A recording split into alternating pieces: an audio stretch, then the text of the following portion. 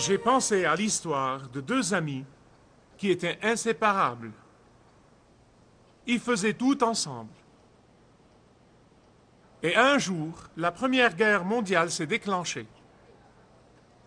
Et ils se sont enrôlés ensemble. Ils se sont formés ensemble. Puis ils ont été envoyés faire la guerre ensemble. Et ils ont combattu dans le théâtre européen, côte à côte, ensemble. Un jour, dans le feu de la bataille, et alors que la puissance du feu était cinglante, on a demandé à un des amis de sortir des tranchées. Il a été touché et les autres soldats ont vu comment il a été blessé et la blessure avait l'air grave, même mortelle. Son ami qui était dans les tranchées voulait immédiatement sortir pour aller à son secours.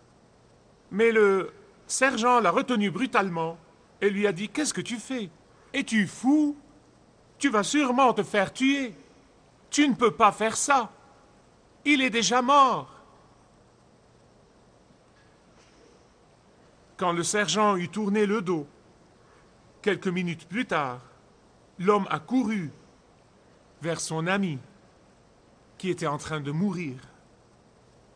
Et quelques minutes plus tard, l'homme qui est allé au secours de son ami fut lui-même blessé gravement et mortellement. Mais il est revenu aux tranchées portant son ami mort sur les épaules. Alors le sergent se mit en colère, mais il fut en même temps ému par une telle amitié incroyable. Il a regardé l'homme dans les tranchées et lui a dit « Il est mort et tu es en train de mourir. Ça ne valait vraiment pas la peine. » Mais en rendant son dernier souffle, l'ami répondit « Si, ça valait la peine, sergent, ça valait la peine. Car quand je suis arrivé là-bas, ses derniers mots étaient « Je savais que tu allais venir, Jim. Je savais que tu allais venir. » Et il est mort. Ça valait la peine. On était en train de parler des amitiés éternelles.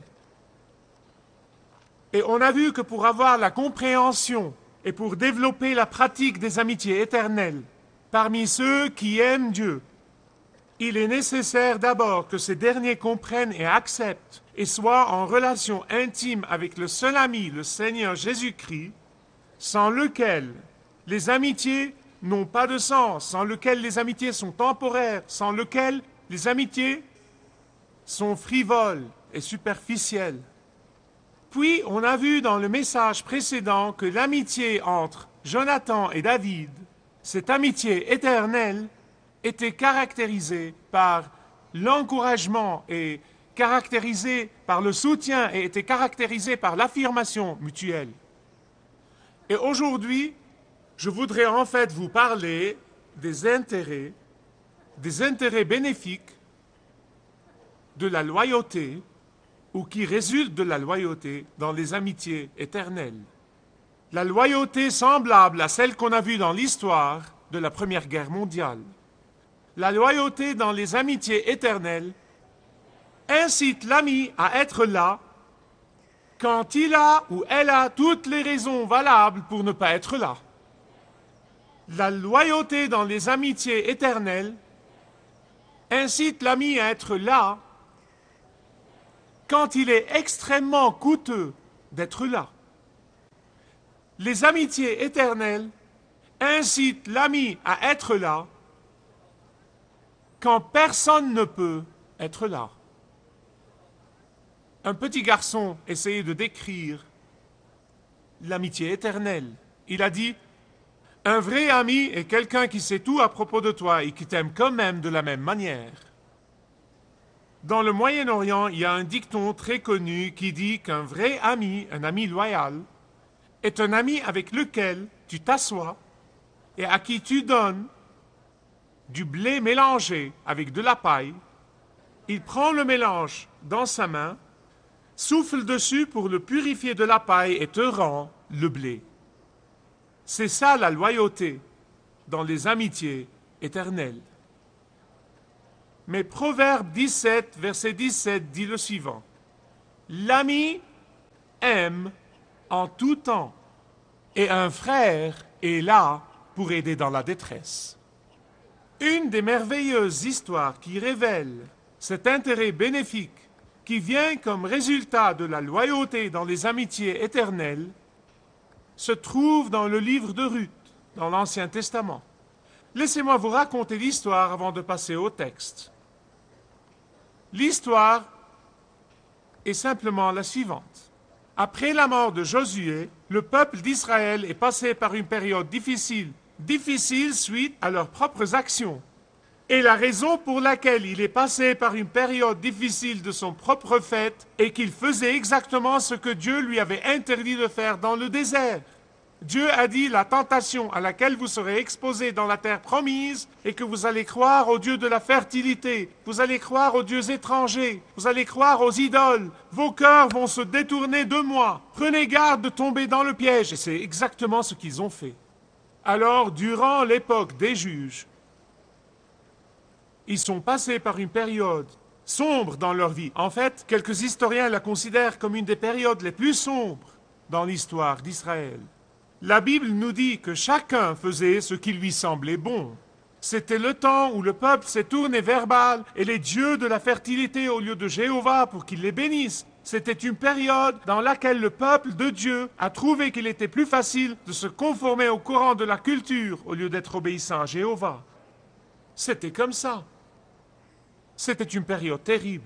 Et au milieu de cet oubli, de la puissance et de la bénédiction de Dieu qui les a bénis pour des années et des années et des années et des années, qui les a fait sortir de l'esclavage en Égypte, qui a séparé la mer Rouge et a subvenu à leurs besoins d'une façon miraculeuse, dans cette période d'oubli des bénédictions passées de Dieu, une catastrophe a survenu.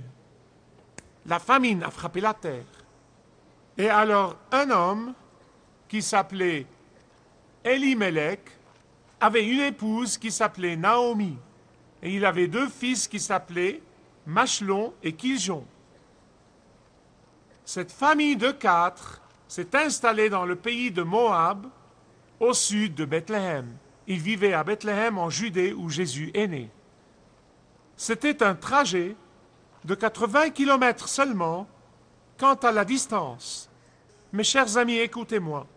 C'était loin de millions de kilomètres quant à la morale. C'était loin de millions de kilomètres spirituellement. Je vais vous la montrer sur l'écran. Ils ont parcouru un long trajet. Et cette famille vertueuse est partie de la terre promise vers la terre de l'ennemi. Cette famille est partie de la terre de Jéhovah vers la terre de Baal. Ils sont partis de la terre d'association avec des croyants vers la terre d'association avec des païens. En fait, ils sont allés à Moab pour échapper à la mort. Ils sont allés pour échapper à la famine, parce qu'ils ont pensé, voilà comment on peut échapper. Ils ont probablement fait ça pour survivre. Mais 3 d'entre les 4 sont morts à Moab. Donc la famille d'Elimelech s'est installée à Moab. Les 2 fils se sont mariés avec 2 filles du pays, des adoratrices de Baal. Et le court séjour dans lequel ils ont échappé à la famine s'est prolongé pour 10 ans. Maintenant, je voudrais que vous m'écoutiez bien. Mes amis, écoutez bien. Faites attention. En fait, faites toujours attention. Quand vous pensez que vous pouvez faire face à la tentation sans tomber dans cette tentation, faites toujours attention. Quand vous pensez que vous pouvez être en relation avec un non-croyant temporairement, ces tentations peuvent se transformer en un séjour permanent dans votre vie. Et là, c'est une malédiction, pas une bénédiction. Durant cette période, le père et ses 2 fils sont morts. Ils n'avaient pas d'enfants. Et donc, en fait, personne d'entre eux n'a même pu imaginer lors de leur départ de la ville de Bethléem pour aller à Moab, personne d'entre eux n'a imaginé qu'une telle tragédie pourrait avoir lieu. Quand ils ont fait le trajet de 80 kilomètres de Bethléem à Moab, ils n'ont pas réalisé que l'utopie allait se transformer en agonie, que le rêve allait se transformer en un cauchemar infernal, et que le désir de prospérité allait se transformer en une misère noire. Mais voilà le problème. À ce moment-là, il y avait 3 veuves. Et en ce temps-là, une veuve qui n'avait pas un homme ou un parent masculin pour la prendre en charge était pire qu'une destituée. Et c'était comme ça. Alors Naomi s'est adressée à ses 2 belles-filles et leur a dit « Retournez vers vos dieux, retournez vers votre pays, retournez vers vos familles, parce que maintenant je vais retourner à Bethléem. Et j'espère, en dépit de tout, que mon Dieu me débrouillera un parent mâle qui subviendra à mes besoins. » Dans sa triste expérience, Naomi a voulu être seule. Parfois, quand l'amertume remplit notre vie, nous sentons que nous voulons être seuls, nous ne voulons parler à personne. Mais c'était le mauvais moment pour être seul. Et pourtant, dans son esprit généreux, elle a voulu que ses belles-filles retournent chez elle pour retrouver le bonheur dans leur vie, peut-être pour se remarier et avoir des enfants et ressentir une sorte de joie après toute cette peine. Une d'entre elles, Orpa, a dit « D'accord, si c'est ça ce que tu veux que je fasse, je le ferai. » Et elle est partie. Mais l'autre belle-fille qui s'appelait Ruth, et n'oubliez pas que Ruth était une non-juive, une païenne, qui adorait les idoles, et pourtant, un des livres de la Bible porte son nom. Je reviendrai sur ce point. Ruth a refusé de retourner. Ruth était une amie loyale. Elle était loyale envers sa belle-mère. Ruth était prête à allier son destin à celui de Naomi. Beaucoup de pasteurs se réfèrent à ce texte dans leurs sermons durant les mariages. Ce texte est merveilleux parce qu'il évoque la loyauté et l'engagement qui devraient exister dans le mariage. Mais le principe est plus profond que ça, bien que le mariage soit certainement le domaine suprême dans lequel l'engagement et la loyauté devraient être exercés. Mais dans toutes les relations éternelles, la loyauté est ce que Dieu recherche. Écoutez-moi bien, j'ai appris au cours des années, en voyageant de par le monde, en parlant aux gens et d'après mon expérience, mes différentes expériences dans le domaine de la gestion et autres domaines, qu'une personne est soit loyale, soit déloyale. Mais je ne m'arrête pas là, parce que j'ai appris quelque chose de plus important et de plus passionnant que ça. J'ai appris que la loyauté peut être développée, la loyauté peut être apprise, la loyauté peut être imitée, la loyauté peut être expérimentée.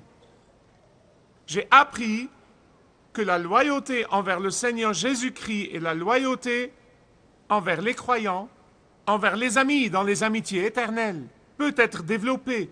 Et je n'ai aucun doute dans cette histoire ici, dans le livre de Ruth, je n'ai aucun doute dans mon esprit que c'était la foi de Naomi, c'était le témoignage de Naomi, c'était la confiance de Naomi en Dieu, que c'était la présence de Dieu dans la vie de Naomi et la manifestation tangible de Dieu dans sa vie qui ont en réalité attaché Ruth à Naomi, sa belle-mère. Je voudrais que vous m'écoutiez bien, parce qu'une telle loyauté est difficile à comprendre dans notre culture changeante. Certains se sont peut-être moqués d'une telle loyauté. Certains ont peut-être condamné une telle loyauté. Certains pensent peut-être que c'est de la folie. Certains pensent qu'elle est impraticable. Certains pensent qu'une telle loyauté est dépassée. Une telle loyauté qui est indispensable dans une vraie amitié éternelle.